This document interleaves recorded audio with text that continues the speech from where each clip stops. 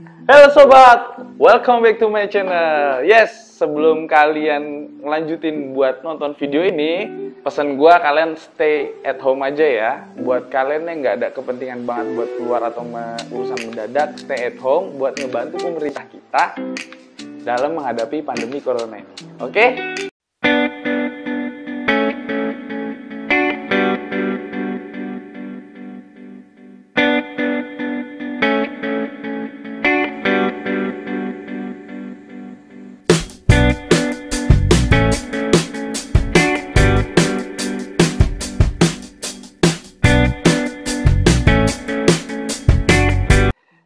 Sekarang kalian udah tahu toh, gua kali ini mau ngebahas review atau nge-review helm yang lagi booming. Helmnya apaan aja?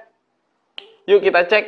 Ya, helmnya adalah keluaran terbaru dari KYT, helm full face, yaitu satu produk terbaru dari KYT yang lagi booming banget. Dan gue buat ngedapetin helm ini itu agak goib sob tadinya. Karena gua harus beli dan sampai pesen ya. Oke. Tara! KYT TT Course. Yes, KYT TT Course. Nah, bang kok kardusnya ada dua? Apa jangan saja yang satu kardusnya ini? Bukan sob, yang satu helm juga. Nanti gue bongkar nih. What? Tara! KYT TT Course juga. Cuman ini beda harga dan beda motif lah kalau orang-orang bilang. Kalian pasti penasaran kan? Yuk kita ulas. Oke. Yang pertama, kita masuk dulu ke setiap pembelian. Kayak biasa, apa yang kita dapat sih? Yang kita dapat pertama itu ada manual book, sob. Manual booknya kemarin juga udah gue baca. Ini dia manual booknya. Sama, gue kemarin kan di review sebelumnya gue udah nginfo manual booknya nggak ada bahasa Indonesianya ya kan? Kelihatan bro? Sayang banget ya ada bahasa Indonesianya. Padahal nih marketnya juga buat Indonesia. Oke, yang kedua kita dapet tasnya beginiin sob. Nih, biasa aja sih. Terakhir kardus. Oke. Nah, pertanyaannya gini, bang, kenapa sih lo bang beli dua gitu? Kurang kerjaan banget? Iya iyalah. Gue beli dua, kan gue biasa boncengan sama sob gue. Nanti kalau beli satu doang, dia iri nggak dibeli ini nggak? Terus langsung aja kita review satu-satu. Tapi kita akan review lebih detailnya yang inilah ya, karena overall antara ini sama ini sama sih. Oke? Nah, yang akan pertama kali gue review adalah desainnya.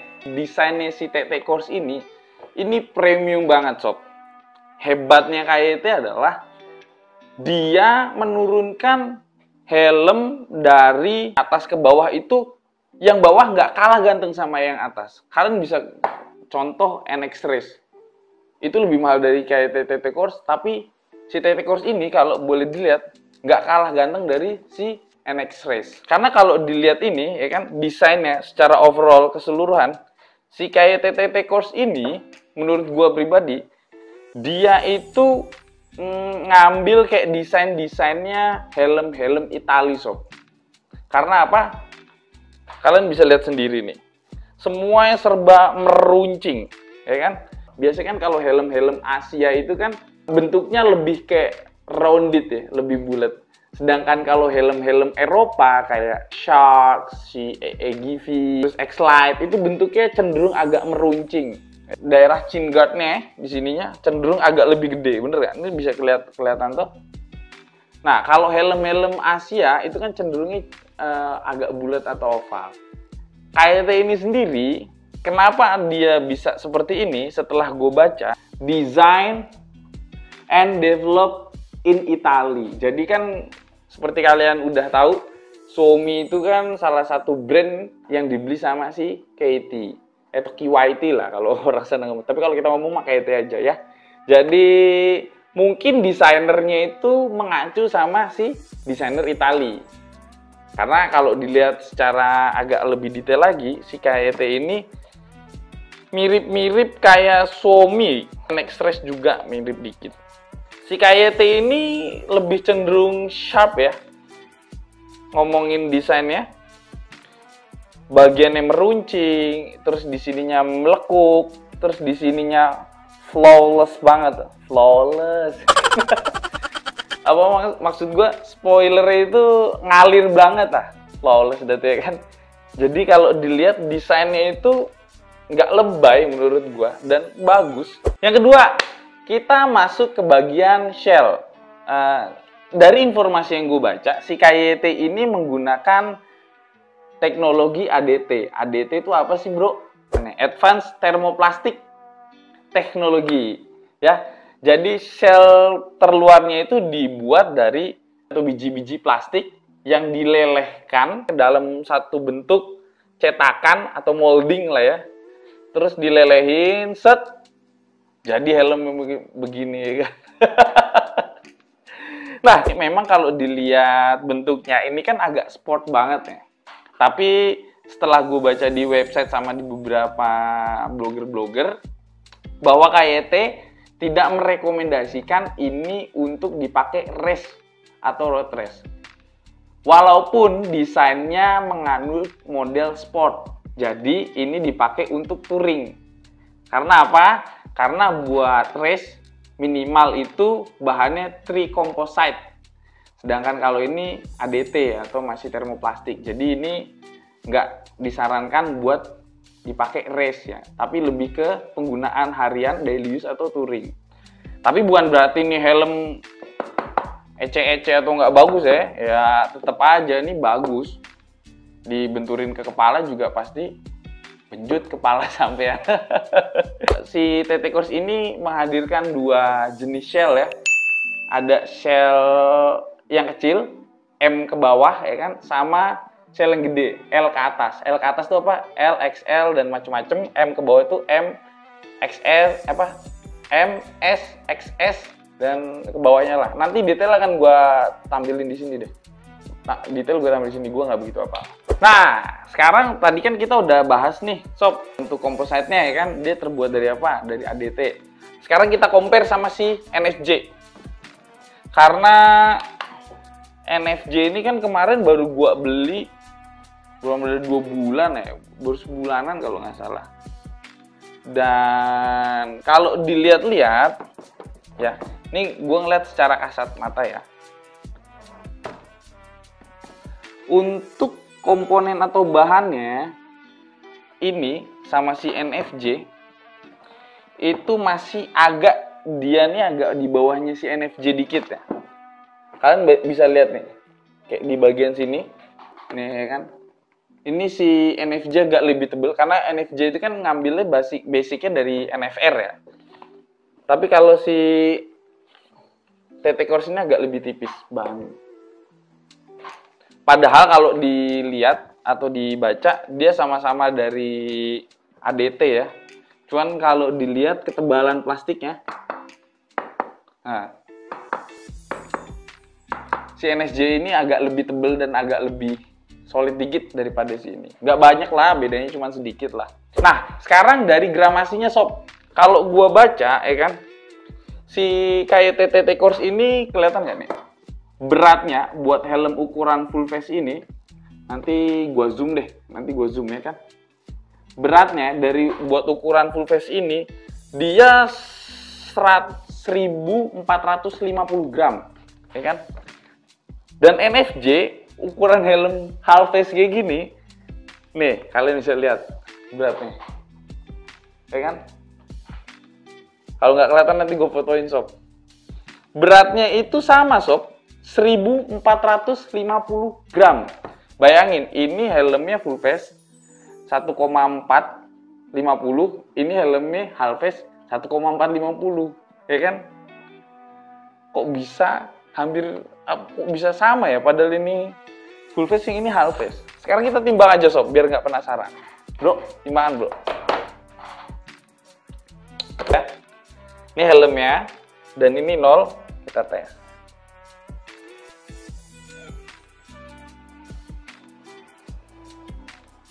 Nah, kelihatan nggak sob?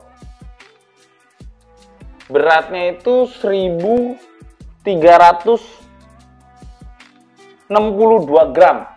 buat si dia ini 1362 gram. Ya kan? Nah, sekarang kita tes yang satunya lagi.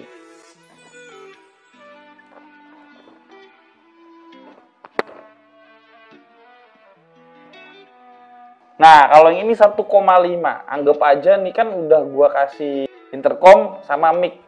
Kurang lebih 100 gram lah. Berarti bener sob. Dia beratnya 1450. Kurang lebih sama dengan informasi yang di belakang. Tapi TT Course ini beratnya 1350. Padahal infonya di sini 1450. Jadi memang dari awal gue beli, pas gue pegang, si TT Course ini lebih ringan daripada si NFC ini. Oke sob, gue kembaliin. Selanjutnya adalah si visornya sendiri.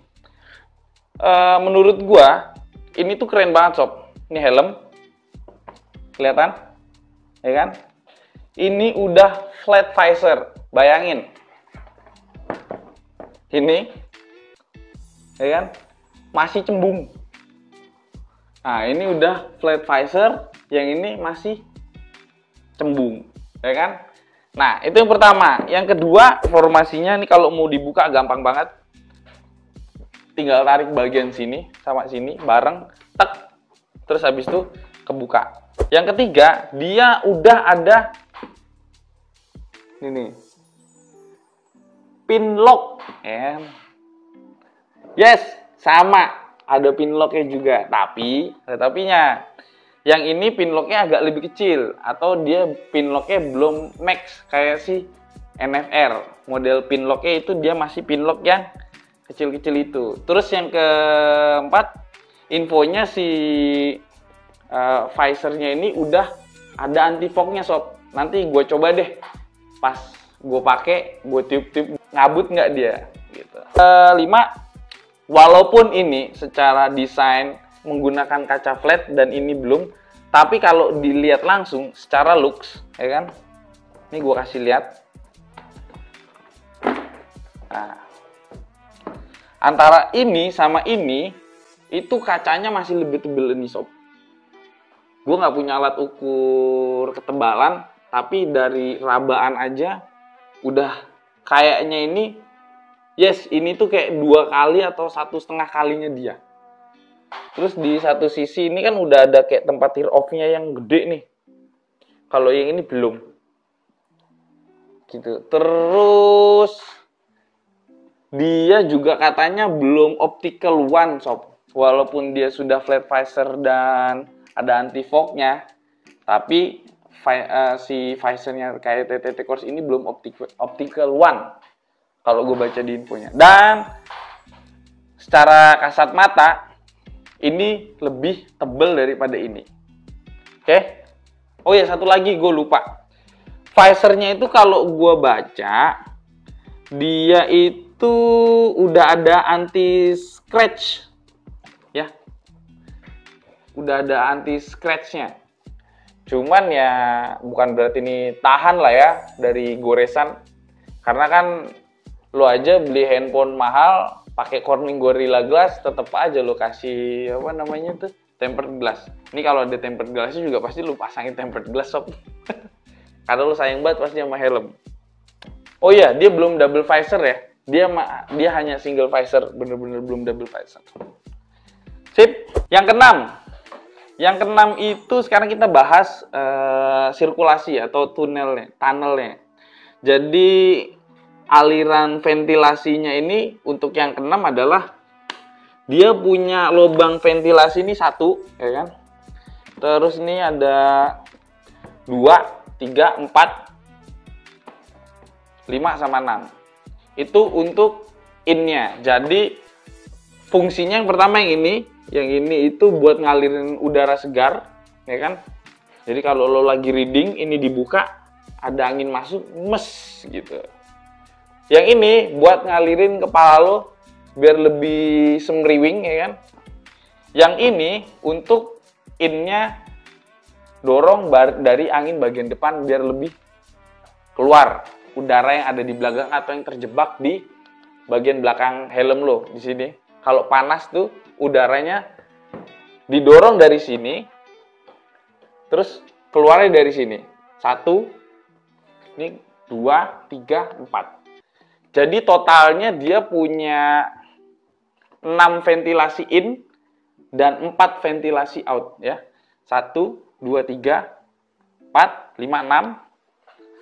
Outnya ini ada 1, 2, 3, 4. Oke. Yang ketujuh sob. Sekarang yang ketujuh. Nah, ini gue mau buka. Gue mau bahas bagian inner atau bagian padding. Ya kan?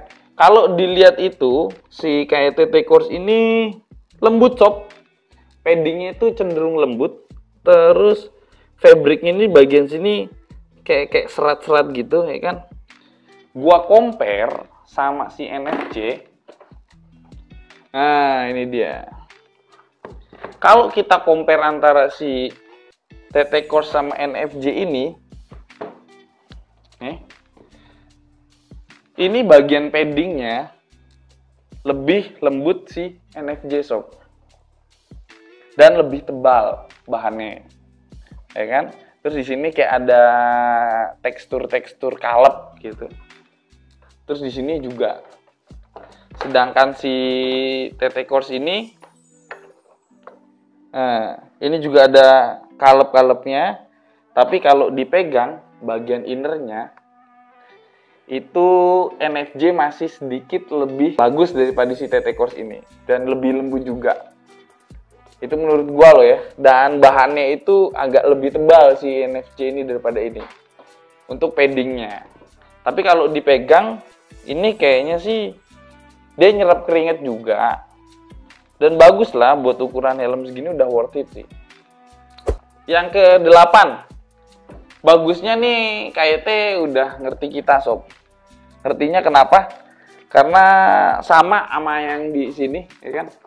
Dia sudah ada jalur buat naruh kacamata. Jadi kalau buat biker kayak gua yang pakai kacamata kalau reading, fitur kacamatanya nih sudah oke banget lah. Jadi ngebantu banget, dan dia ada kayak rongga buat masukin jalur batang kacamata. Nah, yang ke-9, last but not least, KT sudah membenamkan fitur double daring. Padahal kalau dilihat dari sininya, ya kan, agak nggak sinkron nih. Di sininya itu fiturnya micro lock sob. Nah, tapi gambar di sini micro lock, di sininya double daring. Bagus lah, double daring itu kan agak lebih safety dan standar keamanan untuk balap lah ya kan. Kalau helm-helm motor balap itu kan udah pakai double daring. Double daring. Kalau mau simpelan micro lock memang, tapi untuk safety-nya agak lebih safety double daring. Gitu. Yes, sekarang yang terakhir sob. Yang terakhir adalah part 10. Part 10 last but not least, sekarang kita ngomongin harga. Berapa sih bang lo beli harga helmnya bang gitu. Untuk kayak TT Course sendiri, seri Red Electron ya kalau nggak salah nih, gue baca di kerdusnya. Ini gue beli dengan harga 1000 sob, atau 1 juta. Dan untuk Jaume Masia 1.250.000. Dan NFJ, kalian kalau udah lihat video sebelumnya, ini harganya 950 apa 80 gitu, gue lupa deh. Hampir sejutaan lah, pokoknya mendekati sejuta lah. Bang, gila, ini NFJ Halves harganya sama ini. Ya, kita kan nggak bisa bohong. Tadi udah gue jelasin beberapa sedikit perbedaannya. Kayak mulai dari visor nih lebih bagus, shell-nya ini agak lebih tebel dan lebih solid. Warna catnya juga, kalau dilihat dari video mungkin nggak begitu kelihatan, tapi kalau dilihat dari dipegang langsung, ya kan, ini catnya lebih mulus. Kalau ini masih agak kasar-kasar dikit untuk yang ini ya. Terus ya beberapa hal yang perbedaan tadi udah gue sebutin, kayak busanya agak lebih lembut, sisanya ya paling beda-beda dikit lah gitu. Nah, sekarang ini gue singkirin dulu. Ini harga sejuta, ini harga 1,250. Gue penasaran nih, dengan seri yang sama, coraknya doang yang beda, harganya bisa beda sekitar 250.000. Bayang 250.000 itu lo bisa dapet helm baru half-face kayak DJ Maruan lah ya, sekitar segituan. Nah, terus setelah gue pikir-pikir apa yang bikin beda ya? Kan karena kemarin gue suka sama corak kayak ini, terus ini cuma ada satu, yang ini juga cuma ada dua lah. Sebenarnya kemarin ada Della Porta sama Jaume Masia. Tapi kayaknya untuk kayak TTT Course ini dia nggak akan menghadirkan untuk corak pembalap MotoGP deh. Gue denger atau gue baca infonya kayak gitu. Perbedaan 250.000 ini kalau kita ambil atau worth to buy nggak sih? Semuanya gue balikin sama lo sob. Kalau kayak gini, ini kita bisa dapat corak replika. Yang jelas semua fiturnya sama, yang beda cuma coraknya doang. Jadi gue anggap 250.000 itu gue bayar buat catnya agak lebih bagus nih, glossy, agak lebih bagus lah. Sama buat bayar replika ke pembalap ya. Jadi menurut gue itu sob. Yes, sisanya sama aja sih. Gue kembaliin sama lo. Kalau lo punya duit lebih, terus pengen dapat helm dengan corak yang bagus, tapi balik lagi ke selera, lo bisa ambil Jaume Masia atau si Della Porta. Tapi kalau lo pengen, wah sayang bang, sisa 250.000, mendingan buat modif motor, lo bisa ngambil si elektron atau warna yang lainnya. Karena kalau nggak salah selisih 100.000 yang elektron sama yang tanpa corak gitu. Ya. Nah, kita masuk ke kesimpulan. Menurut gua pribadi, helm ini worth to buy dan valuable banget. Karena apa? Karena selain model atau desainnya bagus banget, ini KYT udah breakthrough lah. Dia udah punya desain sendiri lah. Karena desain and develop di Itali. Terus kedua, fiturnya lengkap, udah flat visor, visornya udah anti scratch, anti fog, tulisannya di sini, terus removable padding itu bisa dibuka, busanya bisa dibuka copot buat dicuci, terus desainnya edge banget, ya kan, lancip, serba kayak motor-motor balap, terus udah double daring, ya kan. Tapi balik lagi, gue ingetin, double daringnya dia nggak disarankan buat race, tapi lebih ke daily use atau touring. Ini gue baru inget sob, si NSJ itu ada tempat buat intercom. Dia kagak ada. Ini helm 1 juta, half-face-nya sama-sama 1 juta. Fiturnya tadi gue lupa, dia ada tempat intercom kalau si NFJ. Kalian kalau mau lihat detailnya, videonya ada di atas ya. Oke, sekarang kita saatnya coba. Oke sob. Nah, helmnya udah kepake sob. Yes, kalau dipakai feelingnya itu, jadi feelingnya helm ini kayak nyengkrem kepala lo kanan, kiri, sama tengah paddingnya. Dan ini mirip banget sama NFC.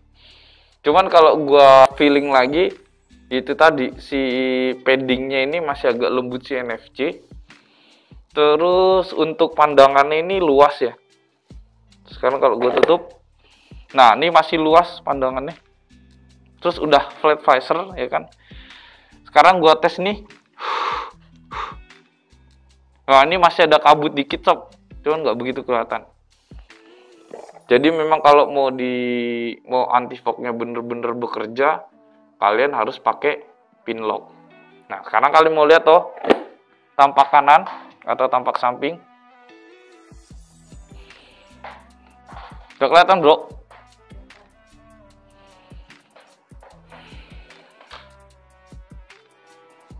Oke, sip. Sekarang kita tes gimana ventilasinya kalau dipakai kena angin, oke? Yuk kita gas. Mana bro? Karena nggak boleh reading atau masih belum, ya nggak disarankan buat keluar rumah lah. Mau ngetesnya gimana? Kalau nggak reading, gue punya cara sob. Kelihatan sob? Nah, ini ventilasi udah gue buka semua ya kan. Karena nggak boleh reading ya. Jadi gue tes saya di depan kipas angin sob. Biar terasa ventilasi gimana. What? Masuk angin aja. What the fuck? Anggap aja nih kipas anginnya gue set paling gede. Ya, anggap aja nih 60 km per jam. Nah, feelingnya memang ya sob. Jadi kalau dipakai ini feelingnya ada aliran udara masuk dari depan terasa. Terus dari sini itu kayak ngalir gitu. Ngalir. Yes. Kayaknya ini memang helm kalau buat touring cocok sob. Karena apa? Pertama kalau dipakai ternyata dia nyengkrem kanan kiri, ya kan? Jadi pala lo kayak nggak ngerasa beban. Yang kedua adalah ini enteng banget sob. Gue pikir ini helm karbon. Gue udah pernah pakai nyobain X-Lite yang karbon. Ini helmnya kurang lebih mirip sama X-Lite. Dan biasanya kan helm-helm KYT itu agak berat lah ya. Dan gue pakai array aja, gue punya array RX7. Sama ini dipakai lebih enteng ini, asli. Feelingnya loh masih lebih enteng ini. Jadi kayaknya ini kalau buat dipakai touring atau daily use ini nggak bakal bikin kalian pegel. Oke? Nah, oke sob, gitu aja untuk vlog review kali ini. Kalau ada komentar, pertanyaan, silahkan tanya di kolom komen. Dan kalau ada yang mau dibahas atau diskusi, monggo komen. Thank you udah nonton video kali ini. Dan jangan lupa ditunggu video kami selanjutnya. Bye-bye.